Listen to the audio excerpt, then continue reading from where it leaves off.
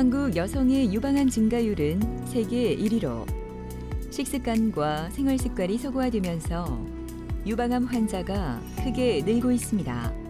유방암은 높은 발병률에 비해 조기에 발견하면 치료 예후가 좋아 완치도 가능한 질병이지만 초기 증상이 없어 치료 시기를 놓쳐 병을 키우는 사례도 많아 주의하셔야겠습니다. 크기가 점점 커지고 약간 통증이 조금씩 있어가지고 진짜 하늘이 노랬죠. 그 암이라는 단어가. 유방암은 전체 여성 암 환자 5명 중 1명에게 발생할 정도로 아주 흔한 암으로 매년 환자 수가 급격히 늘면서 여성이 가장 경계해야 할 암 1위이기도 합니다. 특히 유방암은 50세 전후에 많이 발생한다고 하는데요.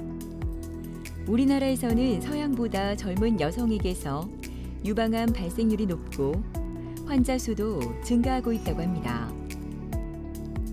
오늘은 젊은 여성들에게도 적신호가 켜진 유방암에 대한 모든 것을 병경도 교수와 함께 자세히 알아보도록 하겠습니다.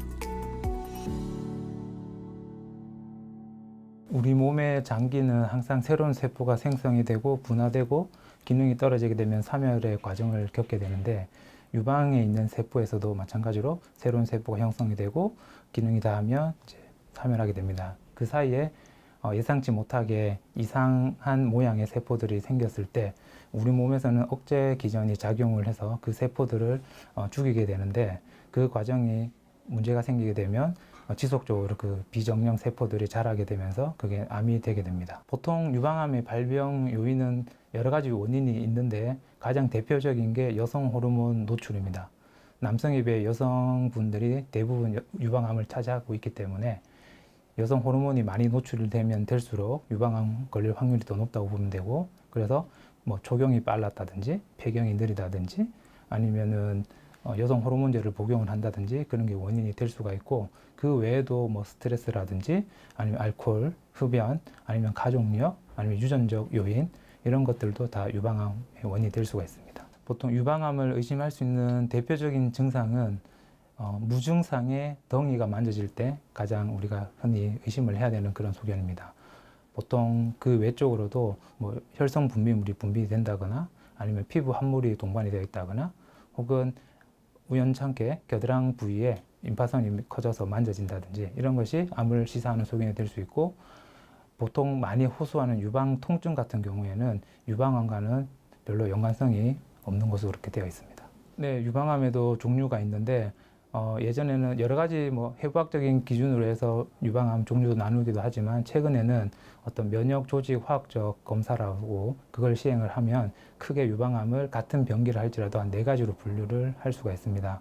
보통 여성 호르몬 우리가 흔히 아는 에스트로겐 아니면 프로게스테론 수용체의 발현을 하는 경우의 유방암과 혹은 그걸 발현을 하지 않고 허투 수용체라고 그게 발현되는 경우, 혹은 뭐 여성 호르몬 수용체, 허투 수용체 모두 음성인 3중 음성 이렇게 해서 여성 호르몬 수용체 발현하는 군을 A와 B로 나누고 허투 수용체를 발현하는 허투군 그리고 3중 음성군으로 나누게 되고, 전반적으로 여성 호르몬 수용체 발현을 하는 경우가 예후가 좋은 것으로 되어 있고 그 3중 음성 같은 경우에는 예후가 불량한 것으로 되어 있습니다. 유방암의 대표적인 치료는 크게 국소적인 치료, 전신적인 치료 이렇게 나눌 수가 있는데요. 국소적인 치료를 하면은 대표적인 게 수술입니다. 일단 만져지는 혹을 제거하는 수술이 국소적인 수술이고, 그 외 국소적인 치료에는 방사선 치료가 될 수가 있고, 이제 전신적인 치료는 우리가 항암 치료라든지 아니면 항호르몬 치료라든지 표적 치료라든지 아니면 면역 치료라든지 어떤 약을 투여했을 때 내 몸 전신에 작용할 수 있는 그런 치료를 말합니다.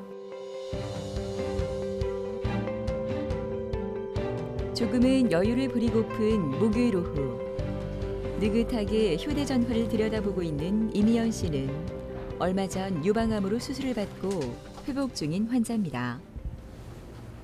수술을 받은 지 얼마 되지 않았지만 얼굴이 무척 편해 보이는데요.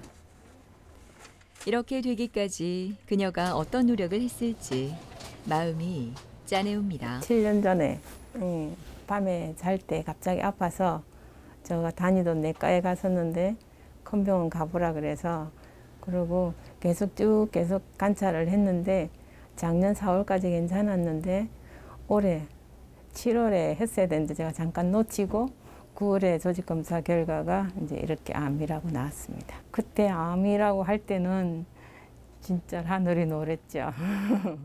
그 암이라는 단어가. 근데 또 받아들였습니다. 임 위원님. 예, 안녕하세요, 임 위원님. 예, 임 위원님 잘 주무셨고요. 네, 예, 안녕하세요. 밤에 불편하신 건 없었습니까? 네. 아, 지금 뭐 잘 낫고 있는데 네. 제가 상처 한번 확인 좀 해보겠습니다. 네. 네, 상처 한번 좀 볼게요. 팔 이렇게 좀 올려보시고 좀 떼볼게요. 네, 상처 지금 문제없이 잘 낫고 있습니다. 밤사이에 이 피주머니도 네. 나온 양이 별로 많지가 않아서 네. 우리 예상일보다 하루 정도는 더 일찍 퇴원도 가능할 것 같습니다. 네. 이거는 하루 이틀 더 보고 네. 양이 적게 나오면 좀 뽑도록 할게요. 네. 지금 주머니도 잘 나오고 있습니다. 그리고 팔 한번 이렇게 올려볼까요? 왼쪽 팔, 수술한 팔 앞으로 쭉 펴고 위로 쭉 올려볼게요. 이렇게 팔 불편하겠지만 좀 네. 운동을 하셔야 됩니다. 네. 그래야 팔이 잘 움직여져요. 우리가 지금 어깨 수술한 게 아니기 때문에 네. 많이 좀 움직여 주시는 게 오히려 나을 수도 있습니다. 이렇게 쭉 펴고 좀 앞 당기죠. 예. 그리고 이렇게 좀 자주 하시기 바랍니다. 아무튼 혹시 뭐 불편하시거나 그런 건 없으시고 네, 아무튼 남은 치료도 저희가 최선을 다해서 해드리도록 하겠습니다. 예, 감사합니다. 예. 이면 환자 같은 경우에는 저희 병원에서 진단된 건 아니고요. 처음에 이제 좌측 유방에 덩이가 만져져서 지역 병원 방문을 했고 거기서 이제 조직 검사를 시행해서 이제 유방암으로 진단을 받고 저희 병원으로 전원이 되었습니다. 저희 병원에 왔을 때 면역 화학 검사를 통해서 3중 음성 유방암으로 확진이 되었고 보시는 바와 같이 크기는 약 1.8cm 정도로 되고 있고 보통 이런 경우에는 유방암을 우리가 1기로 보통 판단을 합니다. 그래서 이런 경우에는 항암 치료보다는 먼저 수술부터 시행을 하고 그 다음에 추후에 이제 항암 치료를 하게 되는데 따라서 임 위원님은 유방 보존 절제술과 그리고 겨드랑이 부위에 감치 림프절 생금술을 시행을 해서 일단 지금 현재 수술하고 나서 이틀째고 잘 회복되고 있는 상태입니다. 유방암은 이제 해부학적인 구조, 그러니까 이것은 이제 미국 암연합회에서 항상 매년 발행하는 매뉴얼이 있는데요. 거기에 따라서 크기, 임파선 전이 유무, 그리고 타장기 전이 유무에 따라서 우리가 TNM 병기라고 이렇게 읽었습니다. 그래서 크기가 2cm보다 작으면 1기, 2cm 이상이고 5cm보다 작으면 2기, 5cm 이상이면 3기, 다른 장기로 어떤 전이가 있다든지 이렇게 되면 4기가 되는 거고 임파선도 전이 개수에 따라서 그리고 전이된 임파선의 위치에 따라서 병기가 다 다르게 결정이 됩니다. 물론 병기가 높으면 높을수록 앞으로 예후는 안 좋다고 보시면 되겠습니다. 이면 환자분 같은 경우에는 병기는 1기 정도로 생각이 되지만 암 성격 자체가 3중 음성 유방암이었기 때문에 이런 경우에는 1기라 하더라도 항암 치료와 방사선 치료 이런 것을 적극적으로 해야 됩니다. 그래서 이면 환자분은 수술 후 회복하고 나면 추후에 항암 치료를 먼저 시행할 예정입니다. 항암을 기본 4차에서부터 시작한다니까 얼마나 받을지는 모르겠고 방사선 치료하고 그 후에 이제 제 몸이 완전히 나으면 제가 이때까지 착하게 살은 것처럼 착하게 살면서 남한테 뺏기지지 않고 좋은 일 하면서 살겠습니다.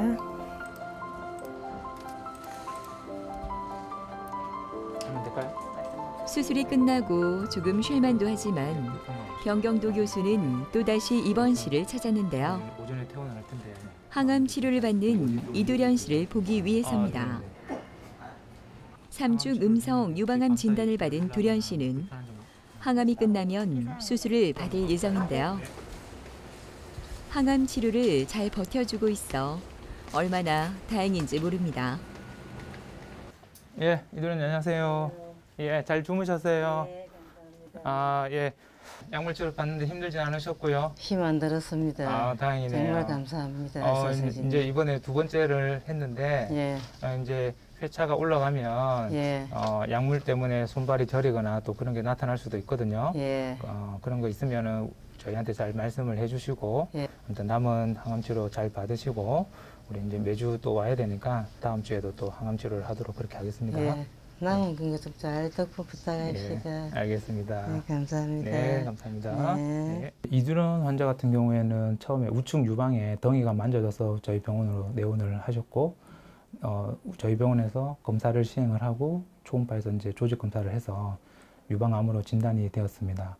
이분은 면역 검사에서 3중 음성 유방암으로 진단이 되었고, 진단 당시에 이제 암 크기 자체가 2cm보다 크고, 이렇게 MRI에서 보시는 바와 같이 혹 크기가 이제 큰 상황이어서 우리가 수술하기 전에 항암 치료를 먼저 하고 수술을 할 계획을 잡고 있습니다. 3중 음성 유방암은 유방암 한 종류 중에 하나인데 보통 전체 유방암의 약 한 15% 정도를 차지합니다. 그래서 대부분은 여성 호르몬과 관계 있는 유방암이 대부분이지만 3중 음성 같은 경우에는 그런 호르몬과 관계 없는 암이다 보니까 진행도 속도도 빠르고 다른 장기로 전이도 잘 되는 편이었기 때문에 초반부터 좀 강력한 치료를 해야 됩니다. 그래서 이제 항암 치료를 먼저 시행을 하고 그 이후에 이제 수술적인 치료를 시행을 하고 수술 후에도 만약 암이 좀 잔존 암이 보인다고 하면 항암 치료를 좀 추가를 더 한다든지 그렇게 지금 치료를 하고 있습니다. 오른쪽 유방에 덩이가 만져져 집 근처 병원을 찾았다는 두련 씨는 조직 검사 후 암으로 진단을 받았다고 합니다. 수술을 위해 이 병원을 찾았을 때는 절망적인 심정이었다고 하는데요. 그때를 생각하면 마음이 아려옵니다. 남천 초등학교 그게 취직이 됐어요. 그래 취직이 됐는데 그래가지고 이제 학교 가면 또 일하러 가면 내가 일하러 가면은 이제 시간이 없을까봐 그래가 건강검진을 올게 받는 날이라서 미리 받고 그래가 남순서 이제 몇월 며칠 날 학교에 오래 해서 이제 내 그 아래 이제 건강검진을 받은 거예요. 받아가지고 이제 거기 됐는데 학교 선생님한테 그렇게 이야기했어요. 선생님 나는 이제 다 거기 면접 봐갖고 다 물론 다 됐지만 내가 학교 오면은 일하면은 시간이 없을까봐 8월 24일 날 건강검진을 받아갖고 이게 유방암이라고 발견이 났대요 하면서 내가 그래서 선생님한테 이야기했어요. 그래 하니까 그러면은 언제 또 병원에 오라 합니까? 그런 가갖고 확실히 결과를 보고 그러대 그래갖고 여 병원에서 조직 검사를 한번 해보자 하더라고요. 그래 조직 검사를 했어요. 그래 유방암이라더라고요. 힘들을 줄 알았더만 겁을 많이 내고 힘들을 줄 알았더만 너무 편안하게 해주시니까 그게 더 마음이 눈물이 많이 나요. 나 이런 내 생각보다 이게 아니었구나. 참 편하게 해주세요. 우리 의사 선생님이 항암 치료 받을 때도 그렇고 우리 간호사도 그렇고 참 편하게 해줘요. 그 내가 하긴 나름이겠지만 또 막 너무 잘해주시니까 그거나도 만족된 게 없으니 그것도 내 복이 되지. 지금 이두런 씨가 이제 2차 항암하고 있는 중입니다. 그래서 앞으로 한 6차례 정도 항암 치료를 더 하고 이후에 이제 수술을 하게 되는데 예전에 이제 주로 하던 항암 치료를 기준으로 하면 보통 8차 정도 하는 경우가 있는데 약제마다 그런 주기가 좀 차이가 있고 최근에 이제 3중 음성 같은 경우에는 이두련님처럼 PDL1이 발현이 되는 경우에는 그런 면역제를 같이 투여를 하게 됩니다. 이런 경우에는 수술 전에 저희가 한 8차례 정도 항암을 하고 수술 후에 또 이후에 면역제를 같이 다시 투여하게 됩니다. 현재로서는 유방 보존 절제 수술이 가능할 것으로 보입니다. 그리고 그 이후에 병리 소견에서 잔존 병변이 있으면 추가적으로 면역치료제를 더 투여할 예정입니다. 나 딸이 다 낳고 나면 또 일하러 가야 되네요. 나 그런 입장이에요. 지금 내가 놀아갈 입장이 아니에요. 그래가지고 병이 다 낫고 어느 정도 낫고 나면 또 그 일을 찾아봐야 돼요. 학교 일을. 그래 선생님이 일단 뭐 다 낫고 몸조리나 잘하고 오세요. 그러니까는 다리를 놔갖고 또 다시 연결해 준다고. 그러면 나이가 있으니까 놀 수는 없잖아요. 입원실에서 간두는 긴장감 때문인지 최세미 씨의 얼굴이 조금은 굳어 보이는 듯합니다. 오늘 수술을 앞두고 있기 때문인데요. 왼쪽 유방 상피 내암으로 진단을 받고 가슴앓이를 많이 했다고 하네요. 그래도 항상 씩씩한 세미 씨의 모습으로 이 시간을 잘 이겨내 보려 합니다. 한 6개월 전에 엄청 조그맣게 만져졌는데 별로 대수롭지 않게 생각했었거든요. 근데 이 크기가 점점 커지고 약간 통증이 조금씩 있어가지고 병원을 한번 가봐야겠다 하고 부산에 있는 의원에 가보니까 좀 더 큰 병원에 가보라고 하더라고요. 그래서 이제 찾아보다가 여기 교수님이 잘하신다고 하셔가지고 여기 병원을 오게 됐어요. 조금 따끔따끔한 정도? 그거 말고 따로 특이하게 뭐 엄청나게 아파서 잠을 못 잔다거나 약을 먹어야 될 정도의 통증은 없었고 진짜 넘길 수 있을 정도의 그냥 그 정도 불편함? 조금 떨리고 잘 될까 하는 그런 걱정도 있고 근데 이제 좀 초기다 보니까 후기들도 다 괜찮고 교수님이 설명해 주실 때도 괜찮을 거라고 계속 외래 갈 때마다 잘 설명해 주셔가지고 별로 그렇게 막 엄청나게 떨리거나 이러진 않는데 이제 수술 곧 들어간다고 하니까 조금 긴장되네요.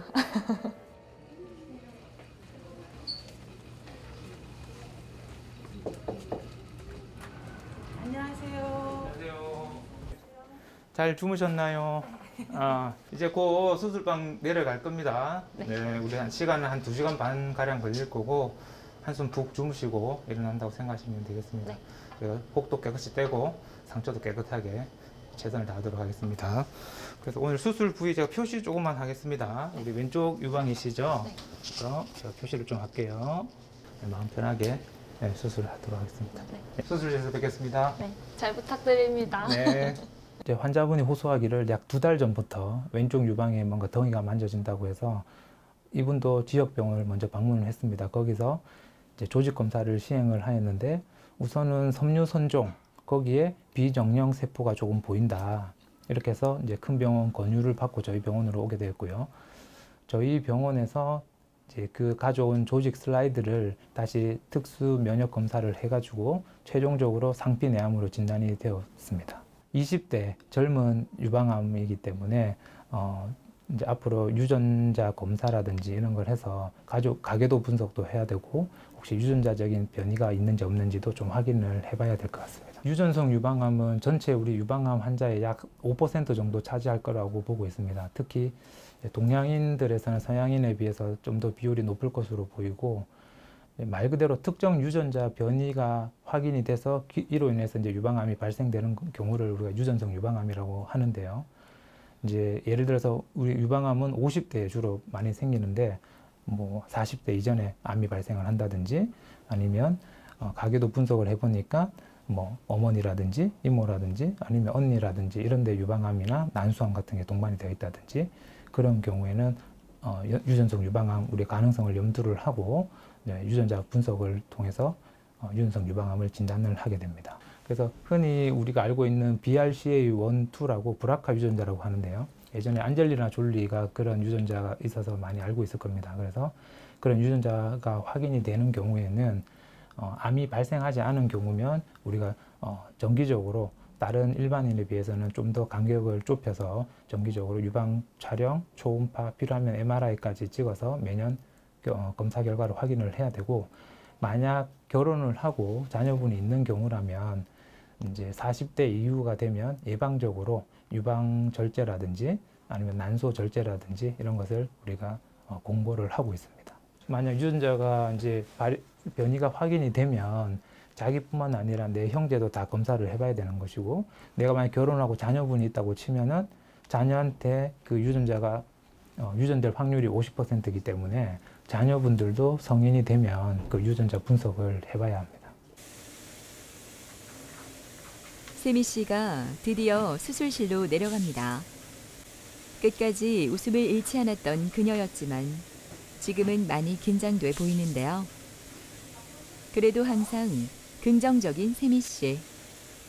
씩씩하게 잘 이겨내리라 믿습니다.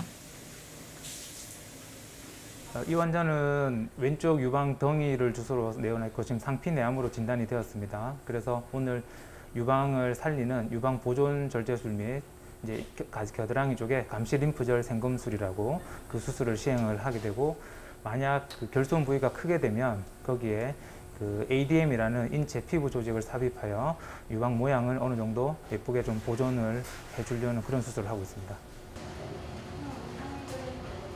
본격적인 수술이 시작되고 의료진들이 바빠졌습니다. 유방암 수술을 할 때 유방암 환자는 감시 림프절에 대한 검사를 시행하게 됩니다. 감시 림프절 생검술은 암이 유방에만 국한되어 있는지, 림프절까지 전이가 되었는지를 확인하기 위하여 시행되는데요. 이 결과에 따라 병기 설정과 치료 계획을 수립하게 된다고 합니다. 수술은 잘 끝이 났고 우리 계획대로 유방 보존 수술 및 감시 림프절 생검술을 시행했습니다. 하지만 혹 자체가 좀 크기가 커서 어쩔 수 없이 인체 피부 조직을 삽입을 해서 유방 모양을 좀 보존해주는 그런 수술을 동시에 시행을 하였습니다. 우선 수술을 했기 때문에 수술 후에 생길 수 있는 출혈이라든지 이런 걸 잘 살펴봐야 되고, 상처 치료하고 특별한 문제가 없으면 수술 후에 한 5에서 6일 정도면 퇴원을 하실 수 있을 것 같습니다. 이후 치료는 조직검사 결과에 따라서 방사선 치료든 항호르몬 치료든 시행 예정입니다. 일단 일상생활로 빨리 돌아가고 싶어요. 아프기 전처럼. 뭐 여행도 다니고 싶고, 제가 젊으니까 모양이 조금 괜찮게 유지됐으면 좋겠고, 안 아팠으면 당연히 좋겠죠. 뭐 따로 부작용도 없었으면 좋겠고, 그거 말고는 그리고 수술한다고 밥도 너무 오래 굶어가지고 일단 밥부터 먹고 싶어요. 자가진단법은 뭐 여러 가지 방법이 있는데, 한국 유방암 학회에서 공고하는 걸 보면 보통 이제 30대 이후가 되면 자가검진을 시행을 하는데, 보통 젊은 여성분들은 한 달에 한 번씩 우리가 생리를 하기 때문에 이제 유방이 가장 편안해져 있는 상황에서 자가진단을 하는 게 가장 중요합니다. 사실 의료인이 아닌 이상은 본인이 이제 자가진단하기는 쉽지는 않은데, 만약 이제 생리를 하고 있는 여성분이면 첫 생리가 시작하고 약 일주일 후 혹은 마지막 생리일부터 한 2, 3일 후에, 그때가 이제 여성 호르몬 수치가 가장 바닥으로 떨어질 시점이기 때문에 그때가 유방이 제일 부드럽습니다. 그래서 샤워하고 나온 다음에 거울을 보고 양쪽을 먼저 보고 뭔가 좌우가 차이점이 있는지 확인을 하고, 그런 다음에 유방 전체적으로 이제 본인이 직접 만져보는 겁니다. 그래서 만져봤을 때 우측하고 좌측을 비교했을 때 좌측에는 뭔가 다른 게 만져진다. 그렇게 되면 그때는 이제 의료진을 찾아서 검사 받는 게 좋겠습니다. 이제 저도 유방암 환자분들을 지금 많이 이제 진료를 하고 있는 상황인데, 한 2가지 정도만 좀 당부를 드리고 싶습니다. 우선은 이 유방암 치료란 것은 우리가 다른 암과 좀 별개로 5년 치료하면 끝이 나는 게 아니고 좀 중장기적으로 치료를 해야 되는 그런 질환임을 환자분이 좀 인식을 잘 하셔야 되고요. 그러고 나서 저희 의료진의 지시에 따라 잘 따라오면 치료가 잘 되고 앞으로 예후가 더 좋을 수가 있습니다. 그리고 또 한 가지 중요한 것은 보통 이제 폐경 시점에 많이 발생하기 때문에 주위 남편분이라든지 아니면 자녀분, 가족분들이 옆에서 적극적으로 지지를 해줘야 치료를 잘 따라올 수가 있습니다. 그래서 우울증이라든지 이런 게 많이 생길 수 있기 때문에 가족분들의 어떤 지지가 무엇보다 더 중요하다고 볼 수 있겠습니다. 최근 들어 20, 30대 젊은 연령층의 유방암 발생률이 점점 증가하고 있고, 남성에게도 나타날 수 있는 만큼 이제는 성별과 나이 구분 없이 관심을 기울여야 할 것 같습니다. 모든 질환으로부터 자유로울 방법, 바로 예방이겠죠. 지금부터라도 내 몸의 변화에 관심을 가져보는 것은 어떨까요?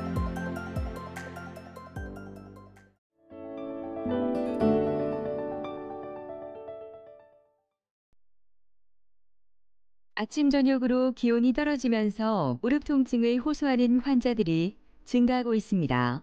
날씨가 추워지면 무릎 주변의 근육이 경직돼 그로 인해 무릎 통증이 평소보다 더 심해진다고 하는데요. 이러한 무릎 통증 환자는 장년층이나 노년층에 집중돼 있었지만 최근에는 젊은 환자들도 증가하고 있어 무릎 통증에 적신호가 켜졌습니다. 배가 이렇게 붙이니까 딱딱 소리도 나고. 길가에 앉아 있다가 가고 아프니까 얼마나 아프면 길가에 앉아 있겠어. 50대 이상이 퇴행성 관절염 환자 90% 이상을 차지할 만큼 중장년층에 있어 무릎 통증은 건강한 삶을 해치는 대표적인 요소입니다. 무릎에서 통증이 나타나는 이유는 무릎 관절 내 연골이 닳고 심한 경우 뼈끼리 부딪히기 때문인데요. 연골은 한번 닳기 시작하면 재생되지 않으므로 치료가 늦어지면 인공관절 수술이 필요합니다. 오늘은 퇴행성 관절염 환자들의 마지막 선택, 로봇 인공관절 수술에 대한 모든 것을 정일권, 강진원 원장과 함께 자세히 알아보도록 하겠습니다.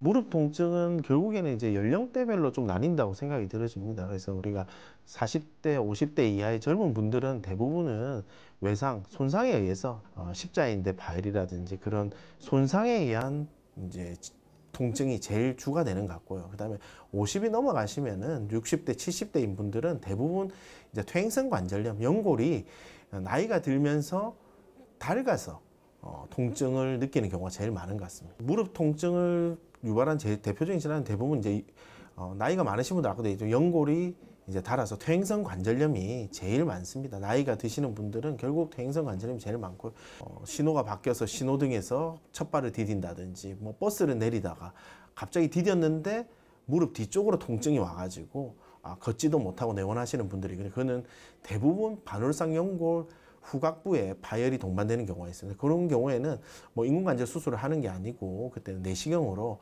그 파열된 반월상 연골을 봉합을 해주면 또 아주 좋은 결과를 보이기 때문에 통증이 생겼을 때 뭐 다른 치료를 하면 사실 그 반월상 연골 자체를 봉합할 수 있는 시기를 놓치는 경우가 꽤 있습니다. 그래서 통증이 갑자기 오시면 그거일 수 있다, 반월상 연골 파열일 수 있다 생각하시고 병원으로 바로 내원하시면 거기에 맞춰서 적절한 치료를 할 수 있을 것 같습니다. 무릎 퇴행성 관절염은 1단계, 2단계, 3단계, 4단계로 나눠지게 되는데요. 보통 1, 2단계, 경한 단계 때는 약물적 요법과 보존적 치료, 그리고 3단계, 4단계로 진행함에 따라서 수술적 치료가 고려되게 되겠습니다. 4단계까지 이르게 되면 내측 관절면이 완전히 닳게 되어서 결국 주사나 약, 보존적 치료는 힘들게 될 수 있고요. 그래서 인공관절 수술을 받게 되겠습니다. 일반 로봇 관절 수술은 절삭기라고 부르는 장비를 의사가 눈과 손으로 의사의 경험에 의해서 진행되게 되는데요. 로봇 인공관절 수술은 수술 전에 환자 맞춤형 데이터를 미리 제작하여 수술 전 시뮬레이션이 가능합니다. 그것을 토대로 수술 전 미리 계측을 해서 수술 후에 좋은 결과를 예측할 수 있도록 미리 토의 점검이 가능하고요. 또 수술 중에는 로봇 팔이 의사의 손과 함께 직접 주치의의 수술과 함께 협업으로 작용하여 1도 이하, 1mm 이하의 정확한 결과를 도출해낼 수 있겠습니다. 쌀쌀한 바람이 옷깃까지 여미게 하는 수요일 오후. 건강한 모습으로 병원을 찾은 김준자 씨는 재작년까지만 해도 제대로 걷지도 못할 만큼 힘든 시간을 보냈던 환자입니다. 무릎 통증으로 불행하기만 했던 그녀가 인공관절 수술을 받고 이렇게 달라졌다고 하는데요. 이제는 또래 친구들보다 더 건강하다고 합니다. 가만히 있으면 안 아픈데 한 걸음 뛰면 끔뻑 아프고 두 걸음 뛰면 끔뻑 아프고 하니까 끔뻑끔뻑 하니까 무릎이 아프니까 못 걸어 다니지.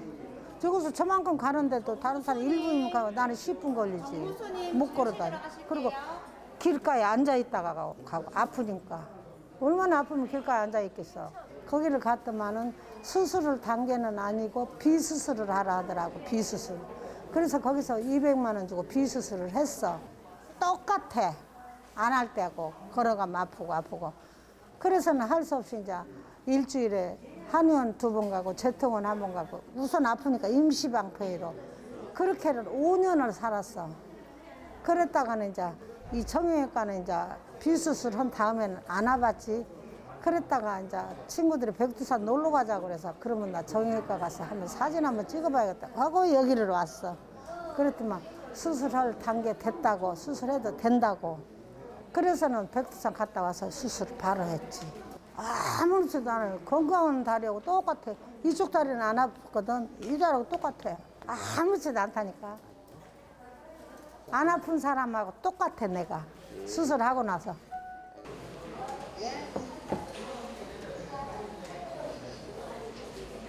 안녕하세요. 요새 좀 어때요? 무릎은? 무릎은 좋고. 무릎은 좋고. 내가 우리 선생님 자랑을 얼마나 하는지 모른다. 무릎 한번 봅시다. 우리가 수술한 지가 이제 거의 3년이 다 돼가네, 그죠? 그래서 병원 오픈한 지 얼마 안 돼서 수술했지. 그러니까 자 쭉 펴고 굽혀봐요. 아유 잘 되네. 아무렇지도 않아. 똑같아. 그렇지. 오케이. 무릎은 너무 좋아요. 제가 보니까 움직이는 것도 좋고 뭐 걸을 때 통증도 요새는 아예 없고 그죠? 그래서 무릎은 계속 이제 우리 힘이 있을 때 걷는 운동 많이 하고. 그 헬스클럽에 운동하고. 헬스클럽 좋지. 그래서 무릎은 아무 문제가 없는 것 같네 보니까. 너무 걱정 안 하셔도 되고. 약도 오래 안 먹었잖아요. 나는. 그렇죠. 그리고 엑스레이 보면 지금 들어있는 것도 잘 들어있어요. 마모도 없고 원래 우리가 처음 수술해놓은 그대로 왼쪽도 지금 안 좋긴 한데 왼쪽은 아직 본인이 통증이 없어서 조금 더 있다가 치료를 할까 싶어요. 만약에 왼쪽 무릎 많이 아파지면 오른쪽처럼 인공관절을 할 예정이고 괜찮으면 좀 지내볼 거예요. 아직 젊어요. 안 아파 하나도 안 아프면 수술할 필요가 없어요. 좀 더 지내볼게요. 왼쪽은. 김춘자 어르신은 2019년 7월 달에 초진으로 오셨고 그때 내원 당시에 양쪽 무릎 통증이 굉장히 심한 상태였으며 특히 우측이 많이 심했고요. 그 다음에 타원에서 연골 주사라든지 그 다음 한방에서 침 치료 같은 거 많이 하고 내원하셨습니다.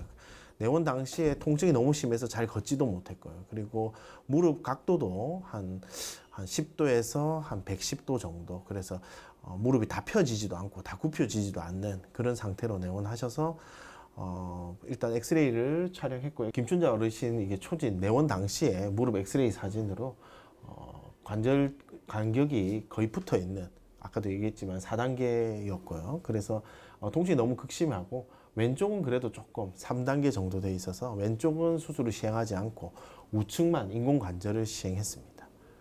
지금 3년 정도 되었는데 수술 전후로 지금 현재로 통증도 거의 없는 상태고 무릎 움직임도 완전히 잘 돼서 지금 아주 만족해하고 계시는 상태입니다. 인공관절 수술은 사실 뭐 고려 대상이라는 거는 결국 이제 무릎 통증이 제일 1번으로 중요한 것 같고요. 그 다음에 두 번째로 우리가 뭐 아무나 하는 건 아니고요. 그렇죠? 일단 엑스레이 상으로 65세가 이상이신 분들은 3단계도 우리가 수술을 할 수 있다고 되어 있고요.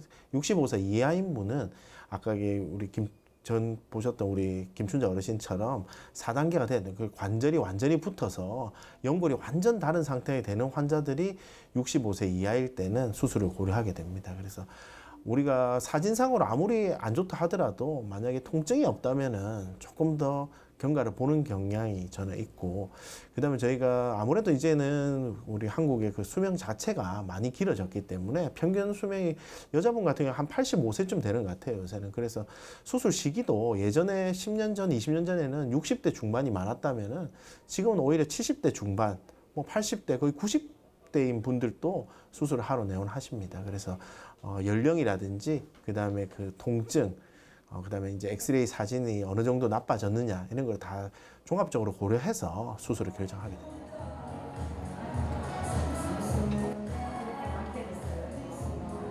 신나는 음악 소리에 맞춰 운동하는 춘자 씨. 이곳에서 춘자 씨는 모범 회원입니다. 하루도 빠지지 않고 운동을 열심히 하기 때문인데요. 가끔 힘들기도 하지만 다리가 아파 걷지도 못했던 그때를 생각하면 지금 이렇게 움직일 수 있다는 게 얼마나 감사한지 모릅니다. 이 나이에 무슨 하고 싶은 게 있겠어요. 건강이나 하면 좋지. 그러니까 나는 이제 운동 열심히 하고 어제 의사 선생님 사진도 다 찍어보고 운동한 것이 나한테 100% 운동 안 했으면 내가 어디가 안 좋았어야 되는데 MRI도 찍어봐야 되는 입장인데 운동을 해서 좋아졌다고. 나 운동하는지 알거든 선생님이. 그런다면서 운동 열심히 하고 음식 고루 먹고 운동 잘하고 내가 혈압 고지혈증 당뇨 있거든. 약 잘 먹고 이러라는데 그래서 그렇게 하겠다. 건강에 좀 좋아. 바람은 건강한 거야. 내가 77살이나 먹었는데 뭘 바라겠어 이제. 점심시간이 끝나서인지 갑자기 북적이는 병원. 김월선 씨도 이른 점심을 먹고 병원을 찾았는데요. 버릇처럼 무릎을 쓰다듬는 것을 보니 관절 질환으로 고생을 많이 했나 봅니다.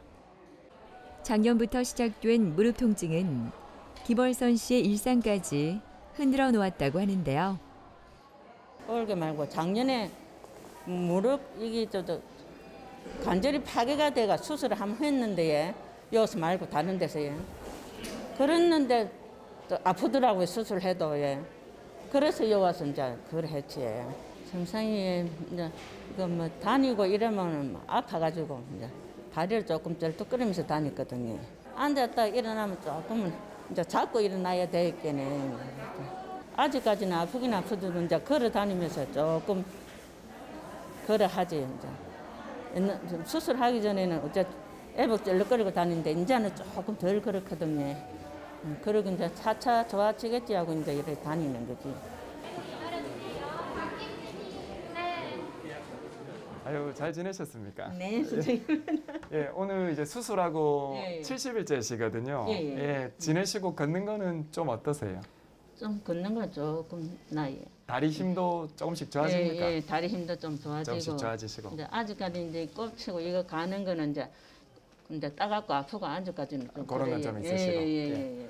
저희가 우리 요 수술 사진 보시면 아주 깨끗하게 정렬도 좋고 그리고 밸런스가 좋아서 큰 문제 없으실 것 같고요. 다만 이제 이 근육까지 다 갈아 끼울 수는 없는 부분이라 이제 그런 근육을 좀 풀어주고 움직여주고 하는 재활은 계속 좀 신경을 써주셔야 됩니다.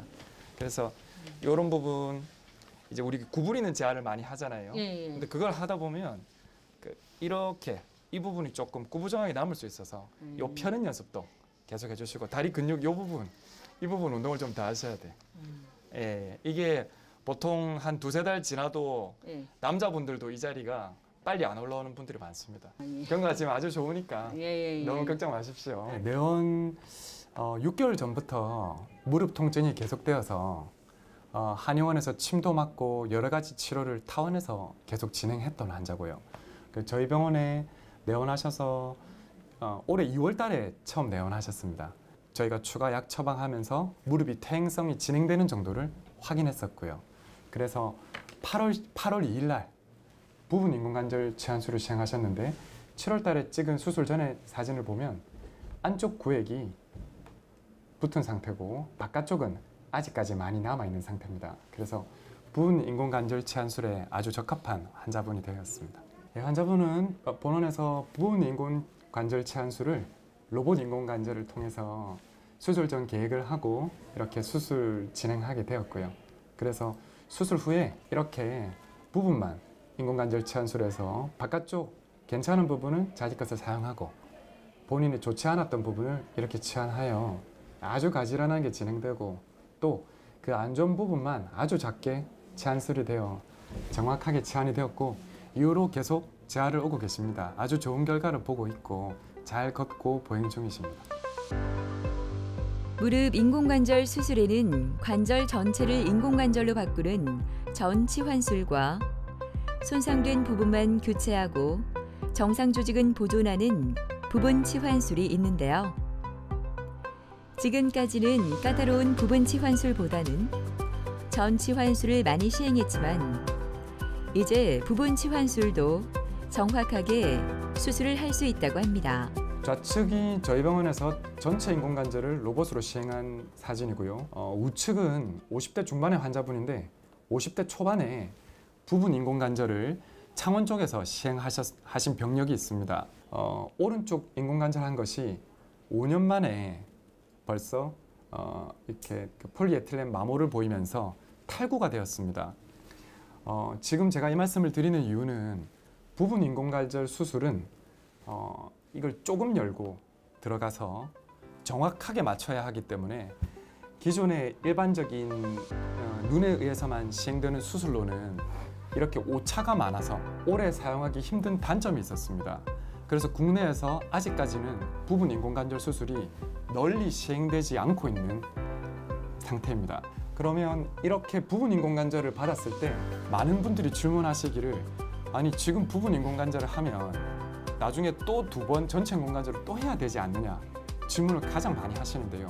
그런 것들이 이렇게 손으로만 일반적으로 진행했을 때 빠르게 다시 재치환수를 하는 것을 많이 주변에서 보았기 때문입니다. 그러면 젊은 나이 때 예를 들어서 50대 후반, 60대 초반에 부분 인공관절을 할 수 있음에도 불구하고 전체 인공관절을 하게 되면 이 인공관절이 전체 인공관절이 수명이 다 되게 되면 이렇게 큰 인공관절로 바꿔야 합니다. 가능한 젊은 연령대에는 그에 맞는 치료를 하는 것이 좋고 한 부분만 달았을 때는 부분 인공관절이 매우 좋은 결과를 낼 수 있습니다. 로봇 인공관절은 사람의 눈으로 하는 것과는 다르게 아주 조금 열고도 밀리미터, 센티미터 단위로 또 각도를 정확하게 맞출 수가 있기 때문에 기존에 눈으로만 진행했을 때 이런 오류로 인해서 빨리 마모가 되고 조기 재수술하는 것을 막을 수 있는 큰 장점이 있어서 실제로 미국에서는 이런 부분 인공관절이 로봇 인공관절이 제일 처음 접목이 되었습니다. 국내에는 아직까지는 이 부분 인공관절의 이제 시작 단계이고요. 그래서 저희가 지금 이런 수술을 시행하고 아주 좋은 결과를 내고 있습니다. 서울 쪽에도 지금 대학병원 비롯해서 이 프로그램이 들어온 게 몇 군데 없는 것으로 알고 있습니다. 하고 싶은 거는 이제 어디든가 생전 놀러를 못 다녀봤습니다. 이래도 장애 자식을 이렇게 키우다 보니까 장애 자식이 품에 안고 있다 보니까 생전 이날평도 놀러를 못 다니거든요. 놀러 조금 다니고 싶지.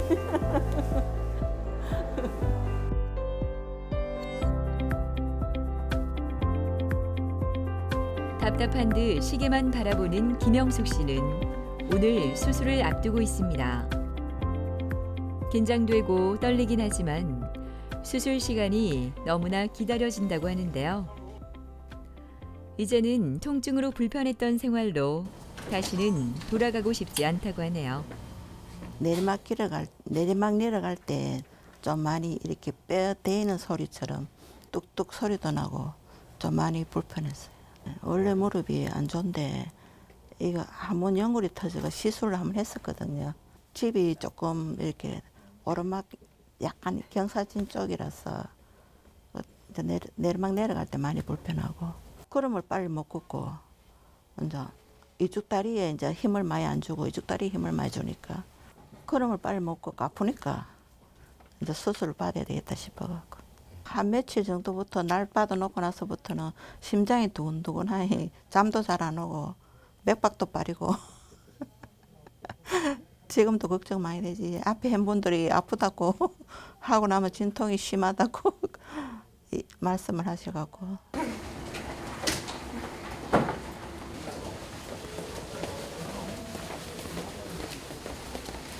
아유, 안녕하십니까. 그래, 잘 주무셨습니까? 네. 그래, 지금 많은 걱정하시고 불안할 수 있는데 저희가 꼼꼼하게 준비를 잘 했습니다. 네. 좋은 결과 있도록 노력할 테니까 네, 우리 환자분은 좋은 생각하시고 네. 제가 꼼꼼하게 잘 준비하겠습니다. 네, 잘 나중에 수술방에서 뵙겠습니다. 네. 그래요. 환자분은 60대 초반에 퇴행성 관절염으로 내시경을 한번 받은 병력이 있고요. 그 뒤로도 보존적 치료에도 계속 통증이 지속하여 인공관절을 받기 위해 내원하셨습니다. 수술 전 엑스레이를 보면 무릎이 비교적 정렬 상태는 가지런하나 안쪽 무릎의 안쪽 관절만 마모가 된 상태로 이런 상태는 부분 인공관절 치환술에 아주 좋은 적응증이 되겠습니다. 드디어 수술실로 내려갈 시간이 다가왔습니다. 막상 침대에 누우니 긴장되는 듯 얼굴이 굳어졌는데요. 지금까지 영숙 씨를 힘들게 했던 통증에 비하면 이러한 떨림은 씩씩하게 이겨낼 수 있겠죠. 건강해진 모습의 영숙 씨를 기대해 봅니다. 오늘 김영숙 환자분에게 진행될 인공관절 수술은 로봇 인공관절을 사용한 부분 인공관절 치환술을 시행할 계획인데요. 부분 인공관절 치환술은 무릎 한쪽에 안쪽 바깥쪽 관절 중에 한쪽 관절만 빨리 마모되었을 때 부분적으로 인공관절을 시행하는 방법입니다. 김영숙 환자분에게 진행될 로봇 인공관절 수술은 미리 환자분에게 변환된 3차원적인 데이터를 가지고 정확한 위치에 삽입될 수 있도록 수술 전에 이미 가상의 수술을 진행해서 정확한 삽입 정도를 확인하고 오늘 수술이 진행되게 되겠습니다. 수술 후에 좀 적은 통증, 그리고 빠른 재활, 그리고 이것은 결국은 인공관절의 긴 수명, 정확한 삽입을 통한 안정적으로 오래오래 쓸 수 있도록 하는 장점이 있겠습니다. 의료진들의 손놀림이 바빠진 것을 보니 수술이 시작됐나 봅니다. 오늘 영숙 씨는 로봇을 이용한 부분 인공관절 치환술을 받게 되는데요. 손상된 관절 부위만 부분적으로 교체하기 때문에 자기 관절을 더 많이 보존할 수 있어 무릎을 더 자연스럽게 움직일 수 있다고 합니다. 그뿐만 아니라 통증과 출혈이 적어 회복도 빠르다고 하네요. 수술 전에 시뮬레이션하고 테스트했던 대로 아주 성공적으로 수술이 잘 마쳤고요. 아주 정확한 밸런스, 그리고 환자분에게 원래 관절면과 아주 잘 맞도록 인공관절이 삽입되어서 좋은 결과가 예상됩니다. 아무래도 인공관절 수술의 경우 근육을 치환할 수는 없는 수술입니다. 그래서 저희가 아주 정확하게 삽입을 잘 했지만 추후에 이 근육은 결국 재활과 환자분의 노력, 그리고 이 주치인 저와 함께 계속 근육을 강화시켜야 하고, 그 과정 중에서 제가 적극적으로 잘할 수 있도록 또 잘 챙겨보겠습니다. 하고 싶은 일이 이제 여행도 가고 친구들 만나면 만난 것도 먹고 이제 뭐 산에 그런 데는 못 다니더라도 주위에 뭐 공원 같으나 펜길 같은데 재활이 제일 중요하다니까. 로봇 인공관절 수술은 정확한 수술을 할 수 있고, 또 이로 인해서 적은 통증, 빠른 재활, 그리고 인공관절 수명을 획기적으로 증가시킬 수 있기 때문에 현재 좋은 임상 결과를 내고 있습니다. 이런 수술을 통해서 많은 분들의 건강을 회복할 수 있도록 도움드리도록 노력하겠습니다. 통증이 좀 있으시면 병원에 내원하시면 그 원인에 맞춰서 치료를 받는 게 제일 중요한 것 같습니다. 그래서 너무 아픈 걸 오래 참으셔가지고 다리 근력이 너무 저하되면 사실 인공관절 후에도 아주 고생을 하십니다. 그게 이제 재활에 시간이 많이 걸리시거든요. 그래서 다리 근력이 많이 빠지기 전에, 그러니까 너무 못 걷게 되기 전에 수술을 받는 게 제일 중요하고, 요즘 연령대와 상관이 없습니다. 아까도 제가 얘기 드렸지만 100세 시대이기 때문에 90도 수술 받으러 오십니다. 그래서 너무 내가 나이가 많아서 수술을 못할까 걱정하실 필요 없으실 것 같습니다. 100세 시대가 되면서 건강을 유지하며 질 높은 삶을 사는 것이 점점 중요해지지만 바쁜 일상 속에서 나를 돌보기란 그리 쉽지 않습니다. 하지만 미래의 더 나은 삶을 위한 준비 필요하지 않을까요? 건강하고 멋진 노년을 위해서 말이죠.